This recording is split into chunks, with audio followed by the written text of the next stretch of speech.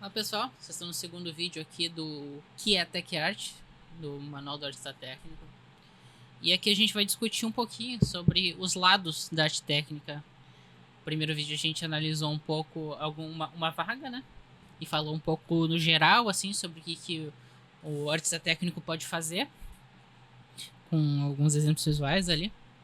E agora a gente vai discutir um pouco mais sobre o lado tech, o lado arte, o lado organizacional, todas as possíveis aí atribuições no artista técnico, que são muitas. E um pouquinho de como talvez se tornar um artista técnico. Bom, começando aqui pelo lado tech. O lado tech, ele geralmente vem de pessoas que chegaram à arte técnica pelo lado da programação. Mas não é uma regra também. A gente pode aprender tudo isso. O que o lado tech vai fazer no Tech Art? A arte técnica, né? Vai fazer criação de tools para engine, plataformas DCC. Plataformas DCC são plataformas de desenvolvimento ali de modelos, né? No caso vai ser o Maya, vai ser o Blender, vai ser um Marmoset, vai ser o 3D Studio Max.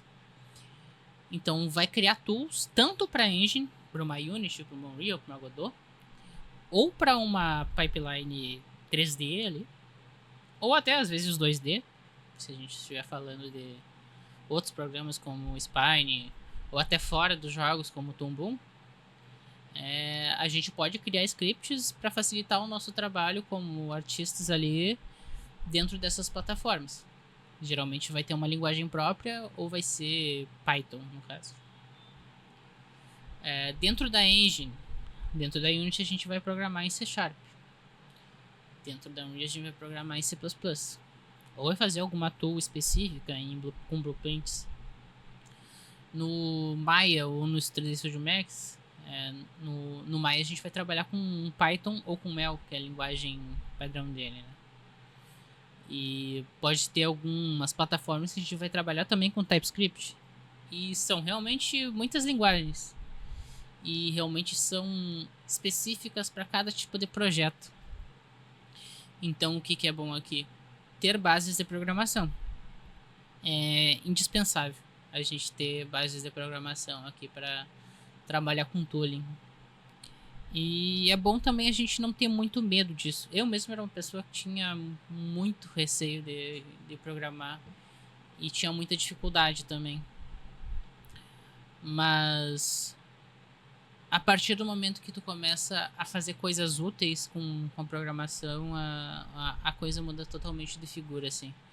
Fazer tooling e ver as pessoas usando e agilizando o trabalho, tanto para ti quanto para um time.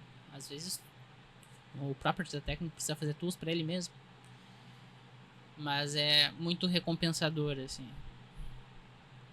E foi um desbloqueio que eu tive muito fazendo meus próprios jogos sozinho, fazendo toda a pipeline de produção, né? Sozinho com um time menor, né? Não dentro de uma empresa que eu trabalhei. Então, se você não tem prática com programação, recomendo começar e já com algumas coisas, claro, tendo bases de programação, mas já começar dentro de uma engine talvez ajude a desbloquear. Bom, pelo menos foi o que me ajudou. Debugging e troubleshoot de performance, e profiling para mobile. Profile tanto para mobile quanto para computador é uma coisa bem presente. Quase, sei lá, 80% das vagas vão pedir um profissional que saiba fazer debugging, saiba ver onde é que tem problema, saiba apontar onde estão os bugs. Então, principalmente os relacionados à performance dos componentes básicos do computador, onde está muito cheio de memória, onde está muito cheio de CPU, onde está muito cheio de placa de vídeo. Então, a gente tem que saber apontar essas coisas e para isso a gente precisa conhecer o hardware do computador ou do videogame ou do celular que a gente está testando, né? Precisa ter uma noção geral de tudo isso, pelo menos. Pra gente começar a pensar em performance e começar a resolver problemas relacionados à performance. Vale também dizer que tudo isso aqui, todas essas áreas, elas geralmente elas não vão estar na mesma vaga, tá? Então a gente são coisas que um artista técnico geralmente pode fazer. Então a gente vai ter um compilado delas em algumas vagas, mas provavelmente não todas, a não ser que você seja um tech lead. E se você é um tech lead, provavelmente esse canal aqui é diversãozinha. Criar shaders em HLSL. Tanto em HLSL como GLSL são linguagens de shader. São linguagens mais legado, que geralmente hoje em dia a gente usa mais os nodes mesmo. Mas tem algumas operações que algumas game engines não permitem a gente fazer sem ter um approach ali bem mais técnico, né, de fazer na linguagem de programação específica aquele negócio. Se a gente quiser fazer alguma coisa muito customizada, geralmente a gente vai utilizar o HLSL, GLSL ou outra linguagem de shading dentro da engine e de acordo com a linguagem que ela pedir.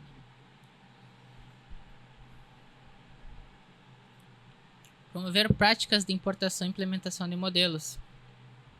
Então vamos imaginar que a gente tem aqui modelos de fotogrametria, que geralmente são modelos muito densos.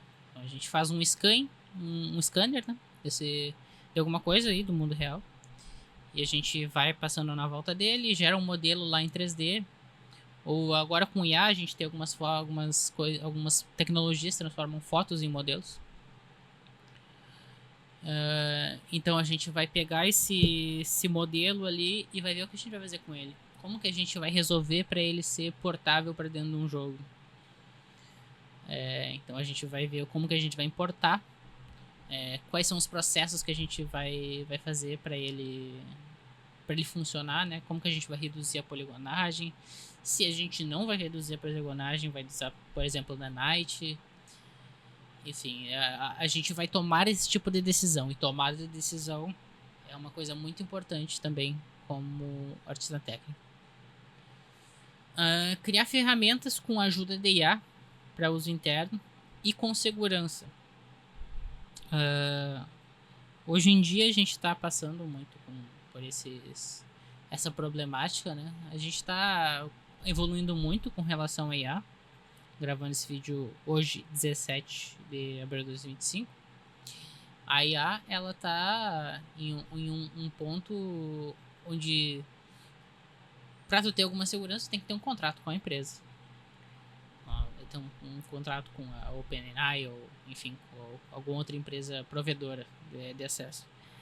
E a gente gerar a tecnologia por a gente mesmo, às vezes geralmente vai ser muito mais seguro. Geralmente também a gente tem dentro de estúdios a problemática da segurança, né, do sigilo. Então muitas vezes é necessário fazer a gente mesmo algumas ferramentas, não só com IA, mas algumas coisas que a gente não pode usar de fora, porque pode ter algum risco para o projeto, para a segurança.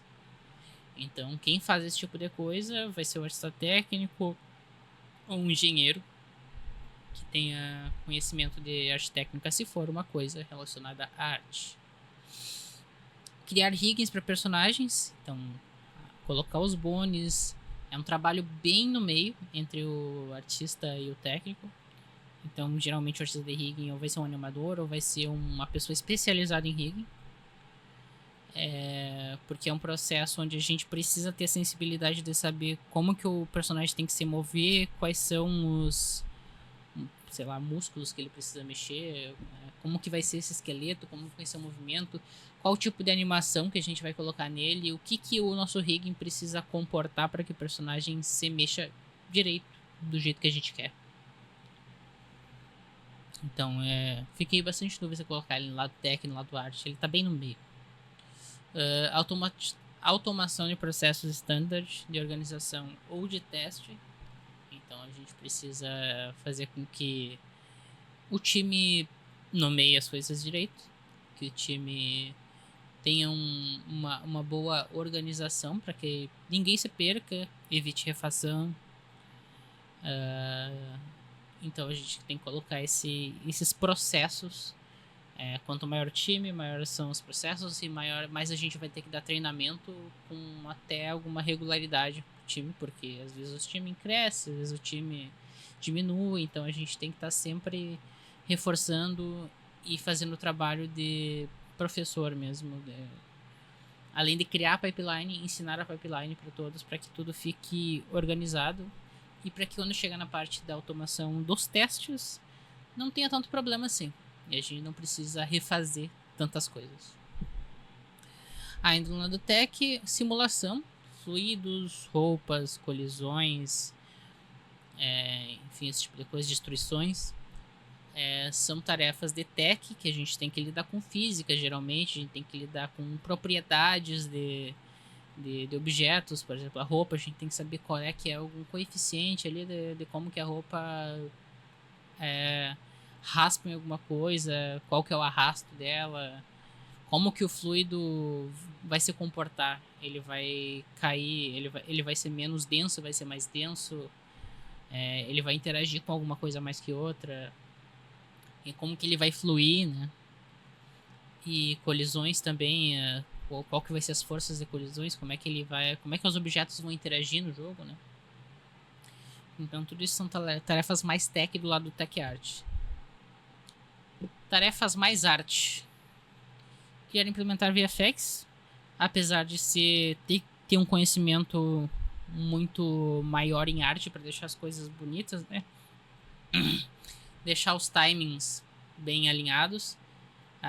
E precisa ter uma sensibilidade muito grande artística e ter os conhecimentos de claridade, de como o efeito vai estar, qual é o peso desse efeito, né? Como é que é a progressão de efeitos, se tiver mais de um no mesmo pacote. Então tem todas essas questões de cor também, mas tem tarefas que são de configurações ali dentro da engine, por exemplo, dentro do Houdini, que seja. A gente precisa ter a noção técnica de como que se fazem essas coisas e não tentar fazer tudo na mão. Ter conhecimentos técnicos ali de como realizar o movimento matematicamente, se possível. Quer implementar cinemáticas?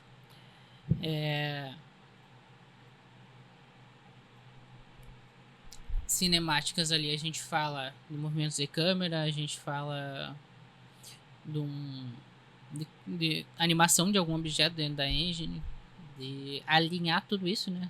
Os efeitos, o som, fazer o som tocar, fazer um efeito tocar em alguma hora específica, fazer as animações dentro da engine, de câmeras, enfim. Criar texturas procedurais é uma tarefa técnica dentro de arte. Então pode ter, como eu já vi, vagas por aí de artistas técnicos especializados em texturas procedurais. Então vai pegar ali um Substance designer e vai fazer vários nodes para gerar vários tipos de pisos diferentes e vai exportar isso com parâmetros para que possa alterar lá na engine depois, se o tempo passou, a grama amarelou, alguma coisa assim. É uma tarefa bastante artística, porque precisa parecer bem, mas precisa ter controle técnico sobre isso dentro do jogo. Criar iluminações complexas em engine.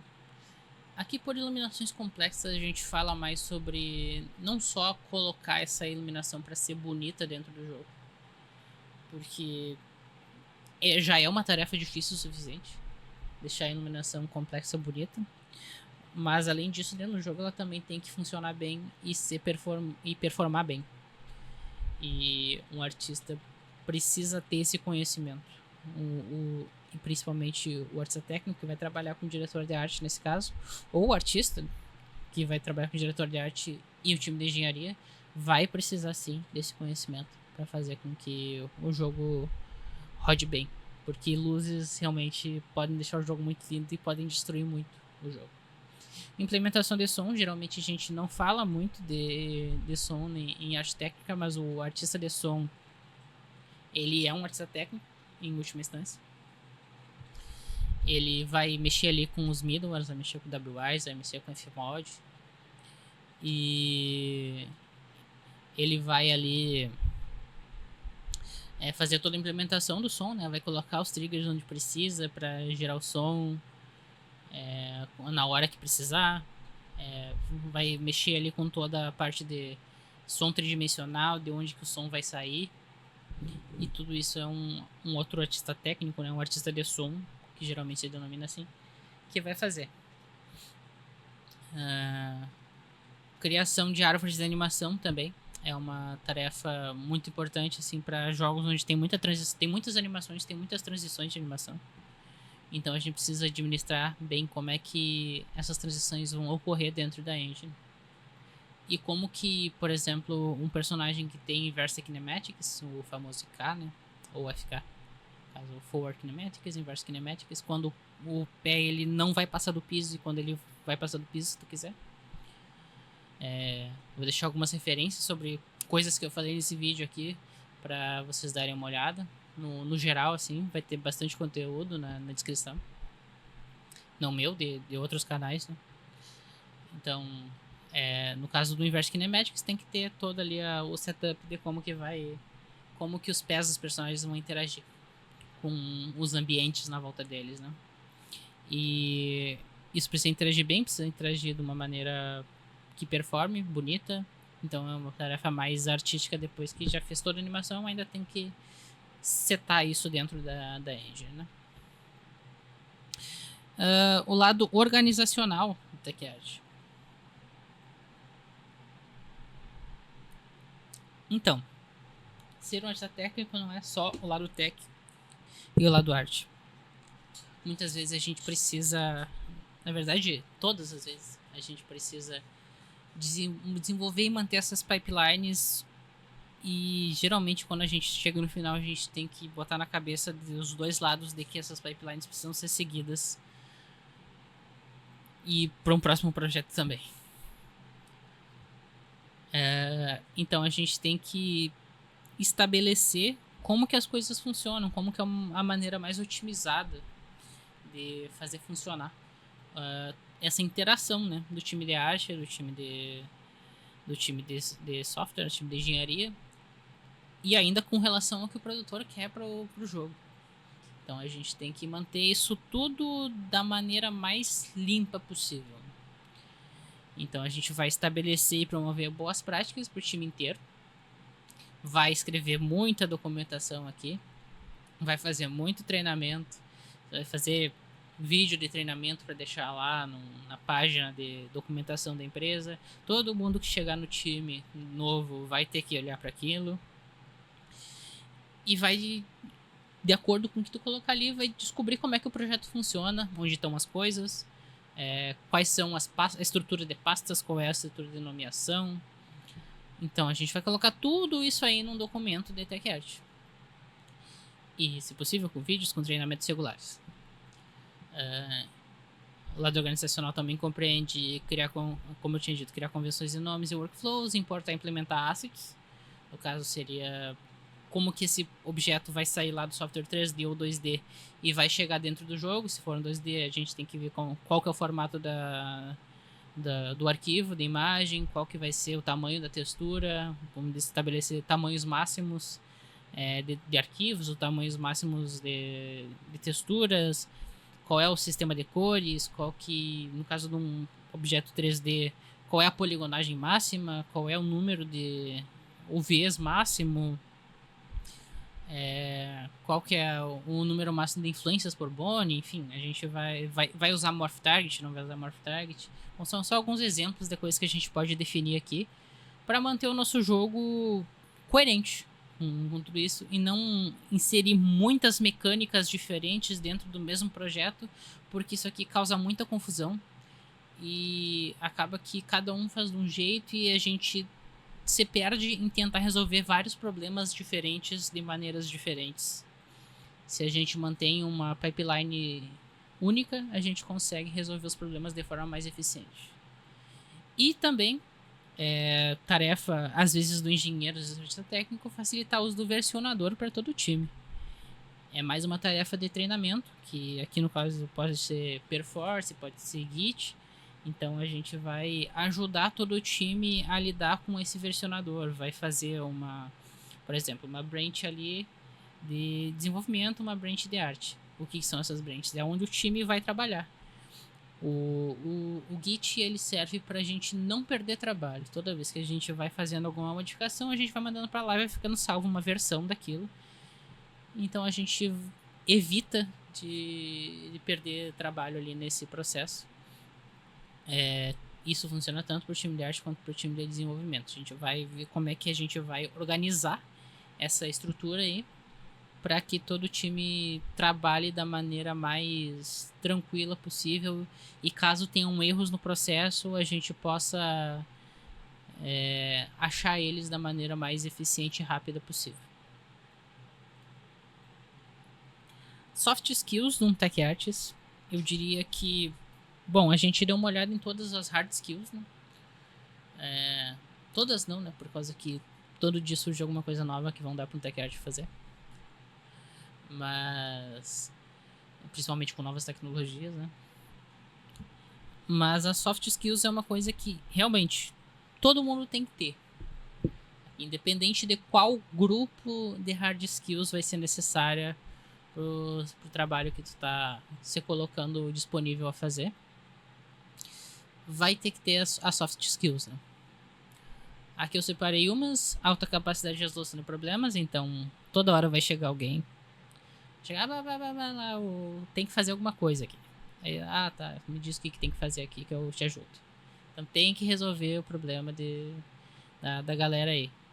Caso o problema tenha sido gerado por uma coisa que tá fora da pipeline, cabe também ao Tech Artist dar o feedback e dizer ali que isso aconteceu por causa disso e disso e disso. E não ser agressivo, mas ser firme, né? E manter as pessoas alinhadas à pipeline. Facilitar a comunicação entre os times de arte e engenharia. Então a gente atua como uma ponte.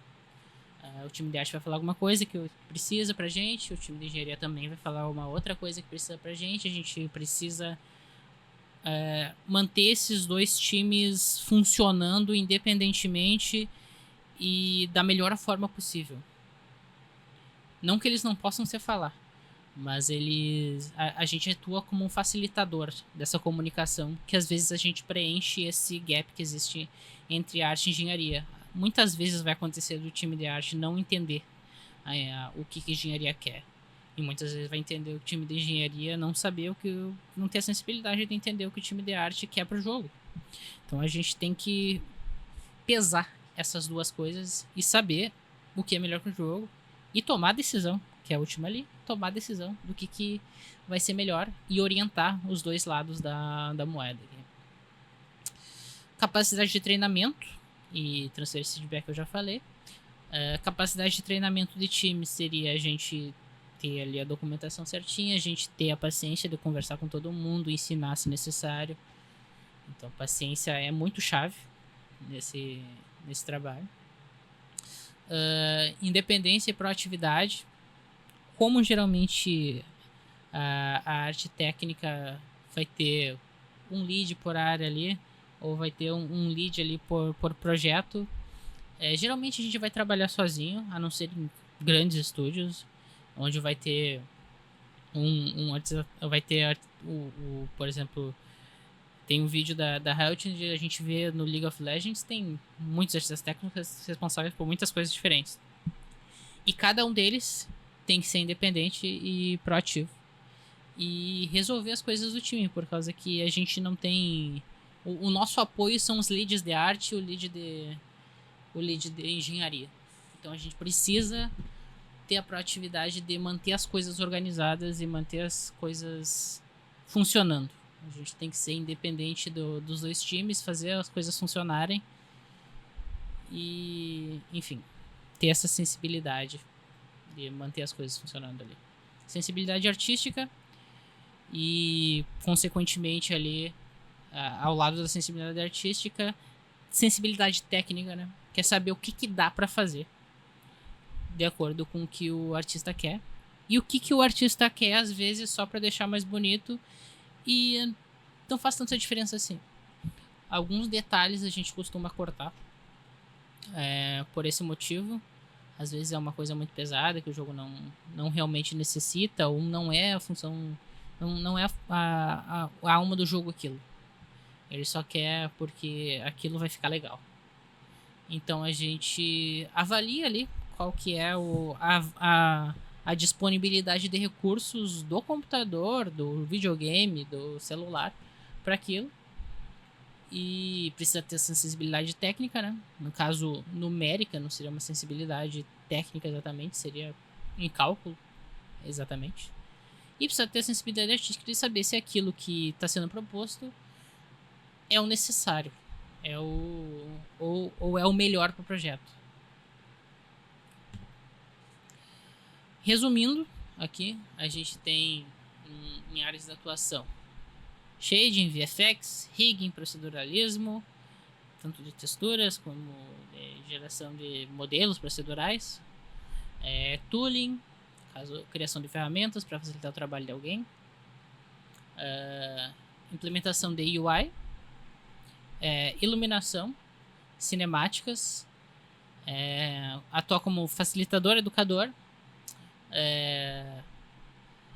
criar pipelines, né? Criar e manter as pipelines, implementação e criação de som, né?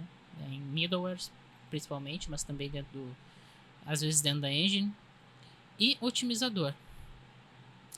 Resumindo aí a algumas áreas, deixa eu colocar aqui mais para cima, e essas daqui, áreas correlatas que podem ou não ser consideradas, são R&D, né? Research and Development, que seria pesquisa, né, de tecnologias novas porque o estúdio pode usar para fazer com que os projetos rodem melhor. Às vezes uma ferramenta nova aí para o RH trabalhar melhor, uma ferramenta nova aí para o time de arte trabalhar melhor, algum plugin que alguém criou, ou até ler artigos e você mesmo criar tecnologias em engine assim que ninguém criou e que sirva para algum projeto.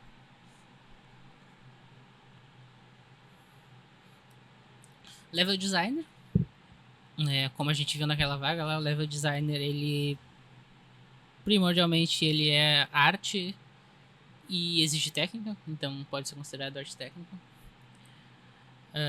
Engenheiro gráfico, no caso seria uma instância um pouco abaixo, assim, seria entre a arte técnica e a engenharia, assim. Ele tá ali no meio. Ele vai criar as ferramentas que o artista técnico usa, geralmente. Esse é o engenheiro gráfico. QA é arte técnica, assim, por definição também. Vai de jogos, né? Existem vários tipos de QA. Vai ter o QA de arte, que vai ali garantir que todos os modelos, todas as texturas, tudo está dentro do combinado com o artista técnico. O artista técnico delimitou e daí o QA vai lá e vai checar tudo isso. Existe o QA de performance, né? Que vai ser um otimizador também. E vai existir os QAs de validação, que são os gerais para todas as áreas de tecnologia, né? Vai validar se o jogo tá rodando do início ao fim, se tem alguma coisa bugada. Enfim. VR Tech, né? Realidade virtual.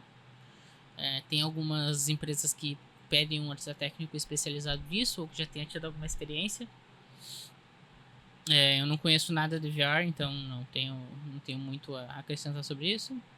E a dev seria alguém que vai... Algumas empresas estão começando a contratar pessoas mais especializadas em IA para poder criar ferramentas e códigos mais rápido, assim, e fazer com que o time tenha maior produtividade. Bom, dito tudo isso, como ser um artista técnico? Vamos colocar um pouco para baixo de novo. Como ser um artista técnico? Preciso estudar tudo o que as empresas querem. Então, cada empresa vai querer alguma coisa. Preciso estudar tudo? Começa por onde for mais fácil. Se você não sabe nada, escolhe alguma coisa. Se você já for um artista, começa por alguma coisa mais próxima de arte. Se for um técnico, começa por alguma coisa mais próxima de tech. Como eu escrevi aqui, a pergunta de milhões, né? São algumas perguntas de milhões. Escolher um ramo, iniciar, só dá para começar pelo começo. Para começar no Brasil, é um pouco complicado, já que é mais fácil fazer o seu próprio portfólio ou cooperar com algumas tarefas do ramo em game jams, né? Porque projetos que precisam de artista técnico no Brasil são poucos, já que a maioria dos times é muito pequeno. Então, a prioridade não é na facilitação, até porque com times pequenos não se tem tantos ruídos assim como tem times a partir de 10 pessoas, por exemplo. Então, fazer freelance, fazer ali algumas tarefas, né? Pegar um shader para fazer numa game jam ali, eles querem fazer um estilinho diferente, fazer um post-processing ali para eles. E também isso daí é muito bom para já aprender um dos fundamentos das soft skills, que é cortar as loucuras dos outros, porque muitas vezes em game jam alguém vai chegar e vai dizer, vou fazer o próximo GTA, né? E daí tu vai pensar, não vai não. E você vai ter que dizer por que não. E só de pensar por que não e quais são os empecilhos, como que seria essa pipeline, como que seria o que é necessário, sabe, para ser implementado para tudo isso. O artista técnico ele tem uma visão geral assim dos dois lados de produção, né, tanto da arte quanto do tech. Então tem uma noção geral. Se não sabe ainda, é um bom momento para pesquisar nesse tipo de situação aí, de jogos pequenos da Game Jam. Então você vai começar pequenininho, vai conhecer ali um programador e um artista, vai saber o que cada um pensa, qual é a visão de cada um, e a partir disso vai expandindo até chegar num desenvolvimento aí multibilionário de multiplataforma. O que te chama mais atenção, o que é mais perto da sua realidade, né? Se for um QA, pode fazer só otimização, pode fazer só art QA, ou pode fazer só o QA de performance, né? Performance QA.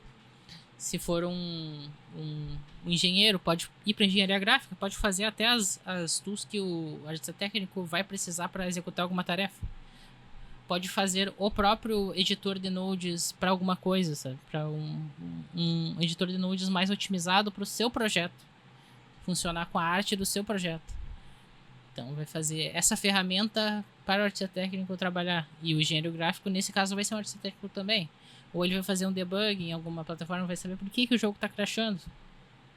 E se for um artista, vai fazer shader, vai fazer VFX, vai fazer animação, vai fazer rigging, vai fazer a implementação da árvore de animação.